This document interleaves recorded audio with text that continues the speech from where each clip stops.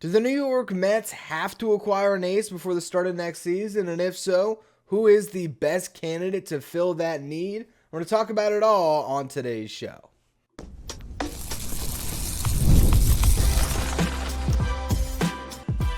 You are Locked On Mets, your daily New York Mets podcast. Part of the Locked On Podcast Network, your team every day. Hello to all you amazing Mets fans. You're watching Locked On Mets, part of the Locked On Podcast Network, your team every day. I'm your host, Ryan Finkelstein. If you want to find any of my work, follow me on X at FinkelsteinRyan. You can also find some of my writing at justbaseball.com, where I work as the managing editor. The college football playoff is here, and you don't want to miss a moment of the action. The college football playoff presented by Allstate begins with 4 first-round games, December 20th and the 21st on ESPN, ABC, TNT, and Max. All right, so what makes an ace in Major League Baseball? What are the criteria that distinguish those starting pitchers from the others in your rotation? If I had to boil it down to 3 stats or 3 milestones or benchmarks that an ace has to hit in this season that qualifies them for being at the upper echelon of the sport, I think those 3 criteria would be a sub-3 ERA, 190 innings pitched. I would have said 200 innings pitched 10 years ago, but now I'd say 190 innings pitched, or 200 strikeouts. Those are the 3 numbers that I think pitchers aim for, they shoot for. Can I keep my ERA under 3? That's elite stuff. Can I get to 190 innings pitched? Although I think most are still hoping they get to that big goal of 200 innings. And then 200 strikeouts. That's a club that pitchers want to belong into. How many pitchers in Major League Baseball do you think fell into those 3 buckets this past year? When you talk about a sub-3 ERA among qualified starters, there was 9 guys that accomplished that feat. Chris Sale, 2.38 ERA. Tarek Skubal, 2.39. Zach Wheeler, 2.57. Ronel Blanco, 2.80. Shota Imanaga, 2.91. Framber Valdez, also 2.91. Corbin Burnes, 2.92. Bryce Miller, 2.94. Michael King, 2.95. So only 9 pitchers did that. One guy fell just short, and we can include him on the list. That's Seth Lugo at an ERA of exactly 3.0. Now you talk about 190 innings pitched. Only 8 guys reached that mark. Logan Gilbert, 208 2/3. Seth Lugo, 206 2/3. Logan Webb, 204 2/3. Zach Wheeler, exactly 200. Aaron Nola, 199 1/3. Corbin Burnes, 194 1/3. Jose Barrios, 192 1/3. George Kirby, 191. And then our just off the list guys, Dylan Cease at 189 1/3 innings pitched. How many guys got to 200 Ks? You had 10. Tarek Skubal, 228. Chris Sale, 225. Zach Wheeler, 224. Dylan Cease, 224. Cole Reagans, 223. Logan Gilbert, 220. Usei Kikuchi, 206. Sonny Gray, 203. Michael King, 201. And Freddie Peralta, exactly 200. Now, there's only one pitcher in all of Major League Baseball that accomplished all 3 things this past year of sub-3 ERA, at least 190 innings, he actually got up to 200, and 200 plus strikeouts. And for those of you who might have missed it and weren't counting as closely there, Zach Wheeler's the only guy at exactly 200 innings pitched, exactly 200 strikeouts, and then that 2.57 ERA. Only guy that did all 3. Now, you look at pitchers that did 2 of 3. You had Chris Sale and Tarek Skubal, who just didn't get to 190 innings pitched, but they were elite when it came to the strikeout stuff and keeping that ERA low. They both won the Triple Crown in their respective leagues. Then you had Logan Gilbert, got there on innings, got there on strikeouts, didn't quite get there on ERA, had an ERA over 3, but you still definitely call him an ace. Then you have Corbin Burnes, innings pitched, ERA, didn't quite get there on strikeouts. But if you really think about what's an ace, there's really not that many. In a given year, there might be 10 guys. And it depends on how you value them. If Logan Webb doesn't keep his ERA under 3, doesn't get to 200 strikeouts, are we still calling him an ace? I would. But it might not fit into that exact criteria of what an ace is. ultimately the title of ace. It's just that, it's a title. What you need to be looking for is quality innings, honestly. And yes, you want someone at the top of your rotation. You want that stopper. But more importantly, you want a good rotation. How about instead of having one guy that can stop the bleeding, you have 5 guys that aren't going to let the bleeding get that bad? That's what I think is more important than getting an ace. And if you look at the market right now, where is the ace? Corbin Burnes is the clear answer, right? Doesn't seem like the Mets are in the market to add him. Luis Castillo, I did a show about him yesterday. Is he an ace? He's coming off a season where he had a 3.64 ERA, 175 and a third innings pitched, 175 strikeouts. Wasn't quite an ace this past year. Now you look at what he did in 2023. He had a 3.34 ERA and 197 innings pitched. Struck out 219. That was more of an ace season from Luis Castillo than what he did this past year. 2023, he was more of an ace. Dylan Cease and Framber Valdez, both on the trade market right now, but they're rentals. Are the Mets going to go all in on a rental? Doesn't seem like David Stearns would want to trade a bunch of prospect capital for a rental ace. So then really, where are you turning to? I think what the Mets have to do going to this season, or what might end up being the road here, is not knowing who the ace is going to be on opening day. But you might find it out across the course of the season. Just like you did this past year with Sean Manea. We thought going into the year, I don't know who the ace is. Is it Jose Quintana? He got the opening day nod. Is it going to be Luis Severino? He's got the best track record. At least he had the best seasons in the past. You know, there was a point in time where Sevy was a clear frontline pitcher, a clear ace type. We didn't know. Sean Manea was in the mix, but I don't think any of us really expected him to be an ace. He went out and gave you a 3.47 ERA. He made all 32 starts. He got over 180 innings pitched, and he struck out 184. And the Mets went 23-9 in his starts and 15-3 over his last 18 starts. He really became the ace in the sense that when he pitched, you expected the Mets to win. But the Mets got to the NLCS with Sean Manea as their ace this past year, and he was not a prototypical ace. He didn't have a sub-3 ERA. He didn't get to 190 innings pitched. He didn't strike out 200. But it was still good enough. So now as we look at the Mets' current rotation, who is the ace? What is the status of their rotation? How badly do they have to add a frontline pitcher to complete the rotation they currently have? I want to talk about all of that in just a minute. First, though, a quick word from our sponsors.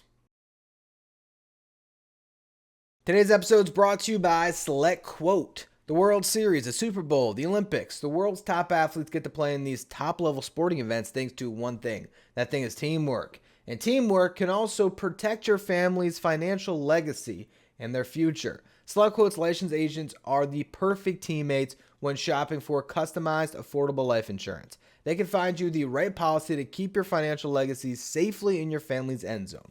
SelectQuote is one of America's leading insurance brokers with nearly 40 years of experience helping over 2 million customers find over $700 billion in coverage since 1985. And these policies are more affordable than you think. You could get coverage for up to $1 million for as little as $20 per month. Get the right life insurance for you for less at SelectQuote.com/lockedon. Go to SelectQuote.com/lockedon today to get started. That's SelectQuote.com/lockedon. Stay up to date with all the latest in the world of sports when you check out Locked On Sports Today, streaming 24/7 on YouTube. And if you're watching on YouTube, do me a favor, hit that subscribe button. Our next goal is to get to 12,000 subscribers. I appreciate all of you who continue to subscribe. All right, so let's talk about the Mets' current rotation. Who is the number one as presently constructed? It's Kodai Senga. Kodai Senga is still the Mets' ace. And you know what the funny thing is? That's okay. It's not as dire as you think. I know Kodai Senga didn't pitch this past year. I get it. 1 start in the regular season, 2 playoff starts, and 1 relief appearance.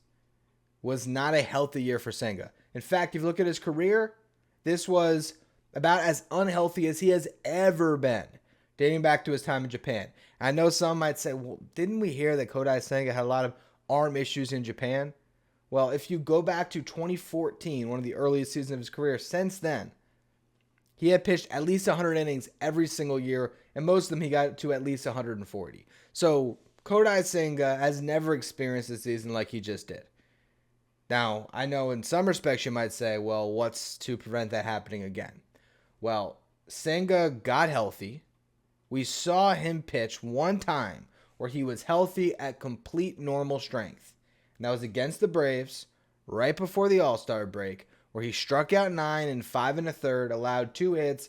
He gave up a 2-run homer. That was it. He looked as good as he did throughout a 2023 season where Kodai Senga was one of the best stories in baseball. 2.98 ERA, 29 starts, 166 and 2/3 innings pitched. Struck out 202. So we talk about that ace criteria, right? Getting to a sub-3 ERA. In 2023, Kodai Senga, 2.98. One big check mark. Get to 200 strikeouts. 202. Another big check mark. Didn't quite get the innings pitched, and he will be part of a 6-man rotation. But Kodai Senga, at his best, is an ace. And I think the problem right now for Mets fans is they can't shake the recency bias. All you think about is the last thing we saw. And the last thing we saw from Kodai Senga was awful against the Dodgers. But that was a testament to his will to get back on the mound for the playoffs for his team, even though he clearly was never right. Clearly.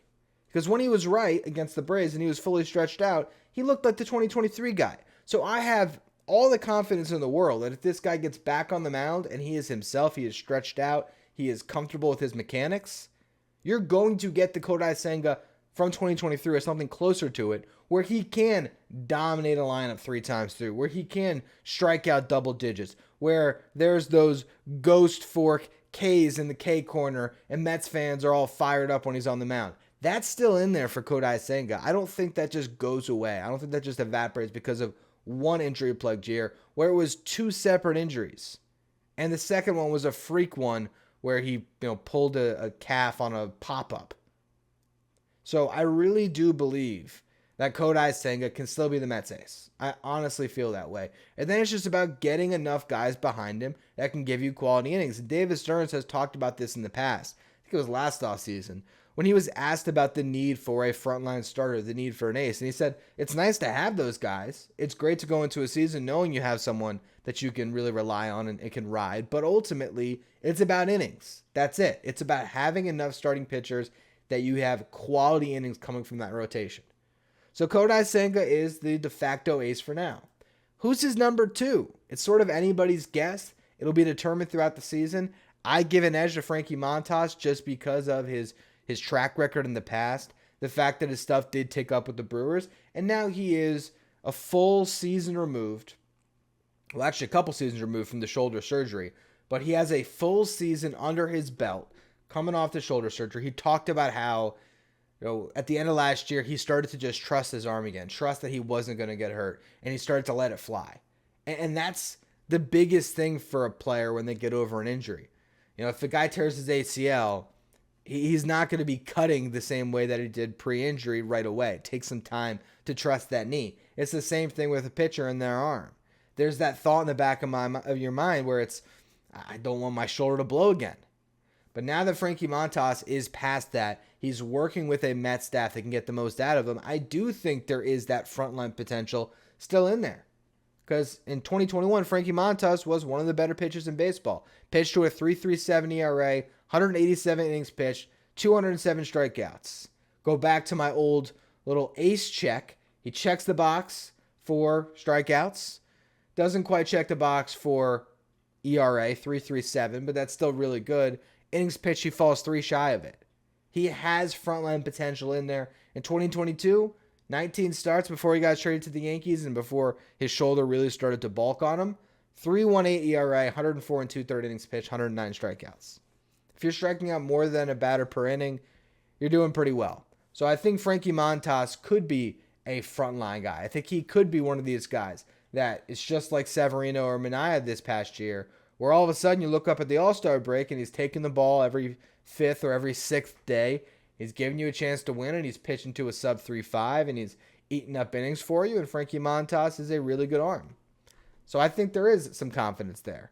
We saw Clay Holmes get introduced to the media today. He talked about why he wanted to be a Met, talked about some familiar faces that made him comfortable with the decision. Carlos Mendoza, of course, was his bench coach with the Yankees, now the Mets manager. Desi Druschel just got brought in, who was an assistant pitching coach for the Yankees. Now he has the same role for the Mets.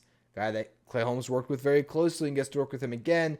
Talked about the Mets being able to get the most out of pitchers, and this was the team that he wanted to go to experiment with being a starter. How being a starting pitcher again is something that's been on his mind for years now, and he's excited to get the opportunity. He talked about working with his four-seam fastball and his changeup right now, which is what we've been talking about on the show whenever I've discussed Clay Holmes, that he really needs to be able to have that four-seam fastball you can throw up in the zone to change eye levels on batters, and then have that changeup he can work off of it to give him another weapon against lefties. He's got a great sweeper. He's got a good slider. He's got a fantastic sinker, and he has all the makings of being a good starting pitcher. He also talked about the fact that even though he's going to round out his arsenal, he needs to still trust his best pitch, which is his sinker, and how he can maybe rely on that sinker even more as a starting pitcher to pitch to contact and be able to go deeper into games. He talked about wanting to be able to eat innings, get to 160 innings pitched, be full go as a starting pitcher this year, and how he trusts the Mets staff to keep him healthy and keep him on a good schedule and monitor him as he makes this big jump. We look at Clay Holmes and we think he's a huge question mark because he is. At the same time, the Mets believe in him. His sinker is a great pitch. And he talked also about how that sinker has evolved, right? How when he was a starting pitcher last, he did not have this sinker as a weapon to go to, as a primary weapon to pitch off of. Well, now he's got it. He has refined it. It is a great pitch. He's refined his sweeper, his slider. He's got 3+ pitches, and now he's working to add a couple more in there. I think Clay Holmes has the chance to be a frontline starter this year if everything breaks right. And by front line, I don't necessarily mean your prototypical ace. I'm not expecting Clay Holmes to get to 200 innings or 200 strikeouts. But what I'm saying is, could Clay Holmes go out there and pitch to a 3.47 like Sean Manea just did and give the Mets 160 innings? There's every chance that he can. So, yes, the Mets need arms, but they have already picked up two that I think they are really confident in going into this season that they can get the most out of them, and that's two spots in the rotation that, barring health, they don't have to worry about. You have Kodai Senga as well, and you have David Peterson. David Peterson's coming off a season where he pitched to a 2.90 ERA in 21 starts. If you extrapolate that out as far as innings pitched, he had 121 innings pitched. If you extrapolate that over 32 starts, you're looking at 185 innings pitched for David Peterson. So I think that David Peterson can go into this year, and I'm not expecting him to pitch to a 2.9 again over more volume. But can he keep his ERA below 4 and be a good starting pitcher for the New York Mets, taking the ball in a 6-man rotation? I think he absolutely can. Then you look at Paul Blackburn, Tyler McGill, and Jose Budo, with Brandon Sproat in the background, which is, of course, the Mets' top pitching prospect, who could be ready to go at some point in 2025. He might follow a similar timeline to Christian Scott, potentially, where Scott was up in, May? It's either April or May. I think it was May. That could happen with Brandon Sproat. So I look at that depth and I say, do the Mets really need to add a 6th starter, or with the combination of off days and those 3 guys that they already have on the 40 in Blackburn, McGill, and Budo, with Sproat in the background, as well as, of course, other pitchers that could impress in Syracuse and maybe earn a spot? I think the Mets have the depth in place currently to cover that 6th spot in their rotation. I really do. So ultimately, the New York Mets need one starting pitcher. They need one guy. Now, if they get 2 and they push Blackburn, McGill, and Budo completely out of the mix for a 6-man rotation, even better. But I really think they just need one guy, and it has to be a quality starter they're bringing in that they feel confident if they get to the playoffs, they'll be able to hand the ball to that starter, and that starter will be a good pitcher for them to go up against a great lineup in October and be able to come out as the winning team. That's what they have to be thinking about. Which pitcher that's on the market fits that criteria of being good enough that at their best you feel really confident with them in a playoff game. So let's go through the options in the final segment. Who is the pitcher the Mets need to sign or need to trade for? I'll give you my take on it in just a minute. First, though, another quick word from our sponsors. Today's episode is brought to you by FanDuel. Get ready to tackle the NFL action with FanDuel, America's #1 sportsbook. Because right now, new customers can bet $5. You're going to get $150 in bonus bets if you win. The FanDuel Sportsbook app gives you everything you need to place live bets on the NFL. It's all in one place. So when you get a hunch in the middle of the game, you can check out the latest stats, view live play-by-play, and so much more on this same page where you place your bets. You want to make sure you win that first $5 bet when you visit FanDuel.com to join today. You're going to get started with $150 in bonus bets if you win that first $5 bet. That's over at FanDuel.com, America's #1 sportsbook. If you're an everyday listener to the show, make sure you become a Locked On Mets insider. This is our texting service where you get updates from me anytime news breaks in the Mets. You can ask me questions anytime. You can also take part in our Locked On Mets signed photo giveaways. If you want to be a Locked On Mets insider, find the link in the episode description. Go to subtext.com/LockedOnMets. All right, so you look at the market right now when it comes to free agents, and there are 4 starting pitchers that stand out above the rest. Corbin Burnes, obviously. Jack Flaherty, Sean Manea, and Walker Buehler. You could throw Nick Pivetta in there also, but I personally am just not on the Nick Pivetta train. I just can't see giving up comp picks for a guy in Pivetta that just, to me, does not scream frontline starter. I know he's got great stuff. I've seen the data. But do it in an actual full season where you keep your ERA under 4, and then maybe I'll buy into Nick Pivetta. If he didn't have a qualifying offer, I'd be all in, but he does. So, looking at those 4 pitchers, Corbin Burnes seems like the most unlikely one, although Ken Rosenthal did break down a scenario on Foul Territory this week about how Corbin Burnes might not get the market that he wants, and just like Blake Snell a year ago, maybe he's forced into signing a high AAV short-term deal. So what does that mean? A contract that is very high in average annual value, but short-term with opt-out so he can hit the market again next year. You're looking at maybe a deal that pays him over $40 million per season. Now that's a contract I could see the Mets diving all in on. Let's just get crazy and say you can sign Corbin Burnes to a 3-year, $110 million deal, and he's going to make $45 million the first year of it, $45 million the second year of it, and $30 million the third year of it, and opt-outs after each year. I mean, if you can get that done, yes, $45 million is a lot, but the risk is just not even there. 3 years for Corbin Burnes. Worst case scenario, he pitches bad and opts in. Best case scenario, you have him for a year, and he hits the market again, but you got another great season out of Corbin Burnes as your ace, just like the Orioles did this past year. You wouldn't get the value of a comp pick because he just got extended a qualifying offer, but still, I mean, you really can't hesitate at the opportunity to jump in on that. So if Burnes' market actually gets to that point, yes, the Mets should be in. I just think he's going to find the deal now. When you look at the Giants, you look at the Blue Jays, he has 2 teams that are bidding on his services right now that would be willing, you would think, to give him the long-term years. I think he signs on that 7-8 year deal, and it's not on the table for the Mets.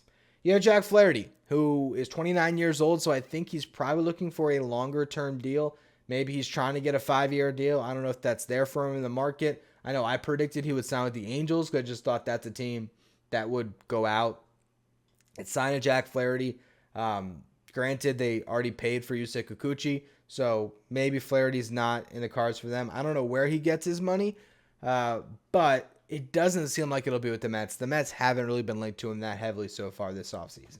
Walker Buehler, they have been linked to a little bit more. I think Mets fans might not look at that as good enough, and I tend to agree in some respects. I think you'd be asking a lot out of Buehler, Holmes, and Montas. Like, it's a tall ask to expect all 3 of those guys to connect, and more likely than not, only 2 of the 3 would, in which case you might have, a couple sore spots in that rotation. I am pretty into the idea of Buehler in general. I think he can be a really good pitcher again, and he showed in the playoffs that he has the ability to step up on the biggest stage as he has throughout his entire career.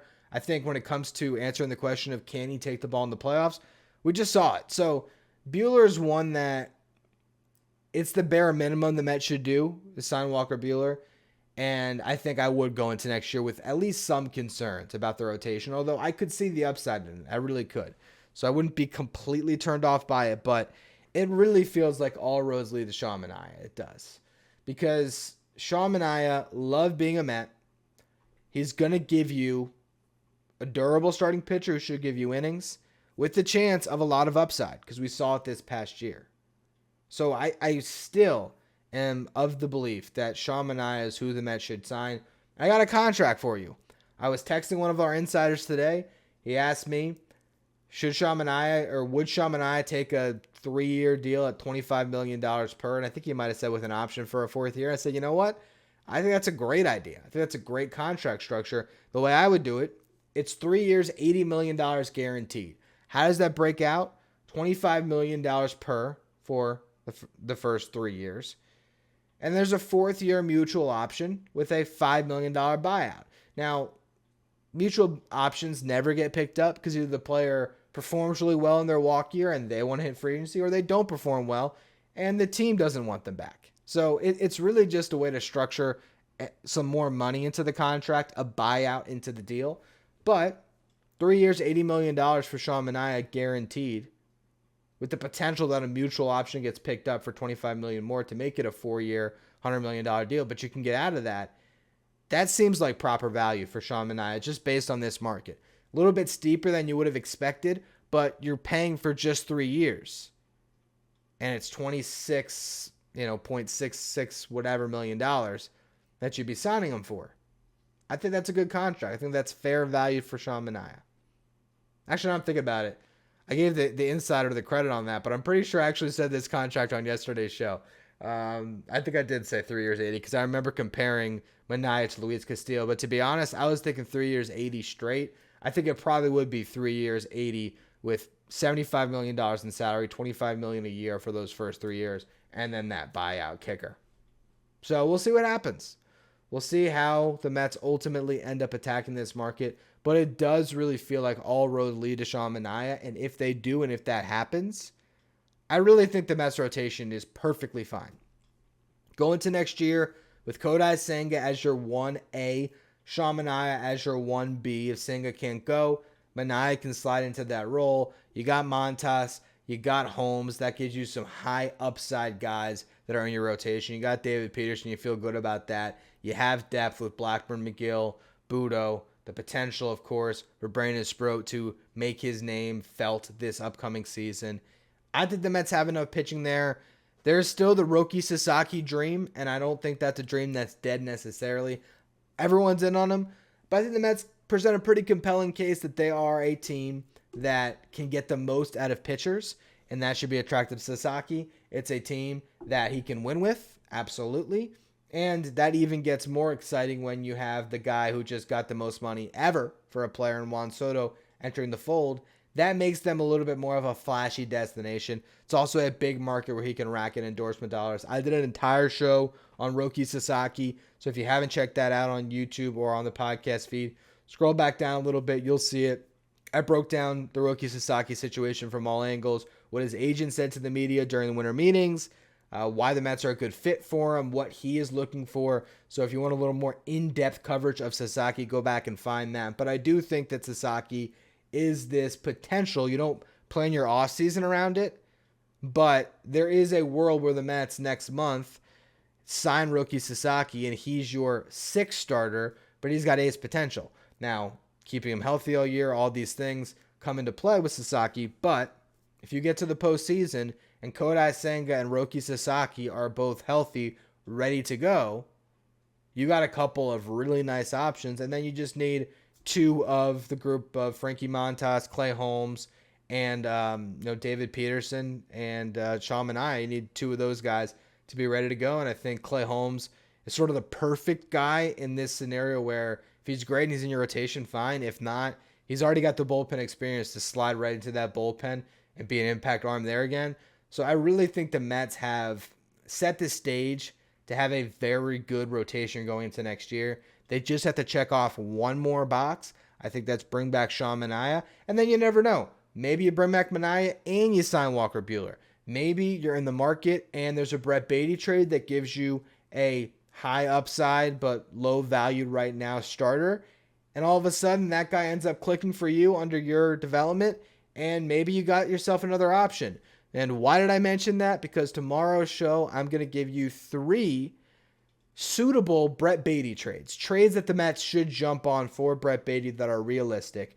So if you want to check that out, and I promise there is a potential for a good starting pitcher to come back to the Mets for Brett Beatty. So I will get into all of that on tomorrow's show. If you're watching on YouTube, do me a favor, hit that subscribe button so you don't miss it, as well as the notification bell so you're notified when my next episode drops. If you were listening on the audio side, follow the show, rate the show, review the show. If you want to be a Locked On Mets insider, find the link in the episode description or go to subtext.com/LockedOnMets. Thank you for making Locked On Mets your first listen or your first watch every day. Now, for your second watch, head over to YouTube and check out the first ever 24/7 streaming channel that covers everything the world of sports. Talking about Locked On Sports Today with our local hosts from each team, league-wide hosts from each league. The Locked On Sports Today streaming 24/7 on YouTube.